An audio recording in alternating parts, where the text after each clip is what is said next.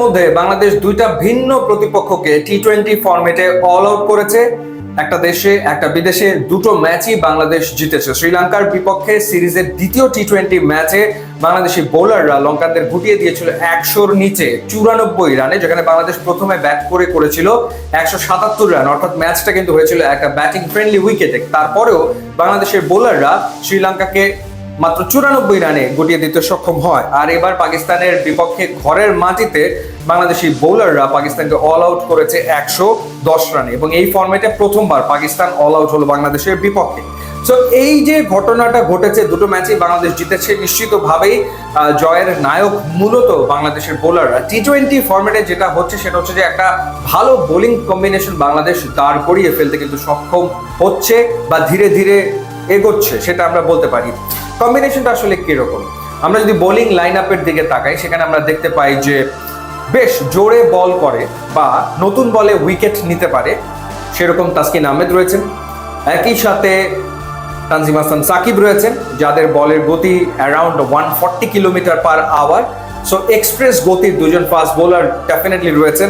এছাড়া আমরা দেখতে পাচ্ছি যে মুস্তাফিজুর রহমান ডেথ ওভারে তিনি ভীষণ রকম এফেক্টিভ, নতুন করে বলার কিছু নেই, এবং তার কার্যক্ষমতা যেন দিনকে দিন আসলে বাড়ছে।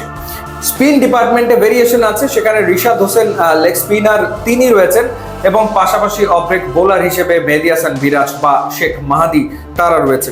আবার শেখ মাহাদিকে পাওয়ার প্লেতেও ব্যবহার করা যায়, পাওয়ার প্লেতে শেখ মাহাদি এফেক্টিভ হয়ে উঠছেন। সিক্সথ বোলার হিসেবে শামীম হোসেন পাটোয়ারিকে ধীরে ধীরে তৈরি করে নেওয়া হচ্ছে, এবং যখনই পাঁচজন মেইন বোলারের কোনো একজন একটু এক্সপেন্সিভ হয়ে যাচ্ছেন, তখনই দেখা যাচ্ছে শামীম হোসেন পাটোয়ারিকে ক্যাপ্টেন তার সুবিধা মতো আসলে ব্যবহার করছেন। এই যে ভেরিয়েশন, বৈচিত্র্য বাংলাদেশের বোলিং ডিপার্টমেন্টে এই মুহূর্তে আমরা দেখছি, সেটির কারণেই কিন্তু টি-20 ফরম্যাটে বাংলাদেশ ভালো রেজাল্ট করছে, কোনো সন্দেহ এই ব্যাপারে নাই। এবং আরেকটা ব্যাপার যেটা হচ্ছে যে প্রত্যেকের রোলটা সম্পর্কে আসলে অবগত। রিশাদ হোসেন যখন বল করছেন তখন ক্যাপ্টেন জানেন যে হ্যাঁ, হয়তো একটা চার একটা ছক্কা বেশি হলেও হতে পারে, বাট রিশাদ ব্রেক থ্রুটা এনে দেবেন। আবার শুরুতে যখন শেখ মাহাদি বল করছেন তখন হয়তো একটা চার একটা ছক্কা হয়তো হতে পারে, কিন্তু শেখ মাহাদি ব্রেক থ্রুটা এনে দেবেন, কিংবা তাসকিন নতুন বলে ব্রেক থ্রু এনে দেবেন। একেবারে ডেথ ওভারে গিয়ে মুস্তাফিজ তার কাজটা করে ফেলবেন, অপোনেন্টকে চেপে ধরবেন, কোনো রান দেবেন না, ডট বল একের পর এক আদায় করে নেবেন।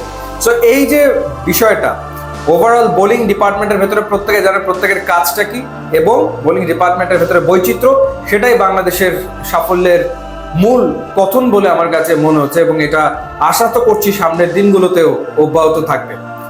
আপনার কি মনে হয় জানাবেন, ইউটিউব ইনস্টাগ্রাম লিঙ্ক দেওয়া আছে, যোগ দিলে খুবই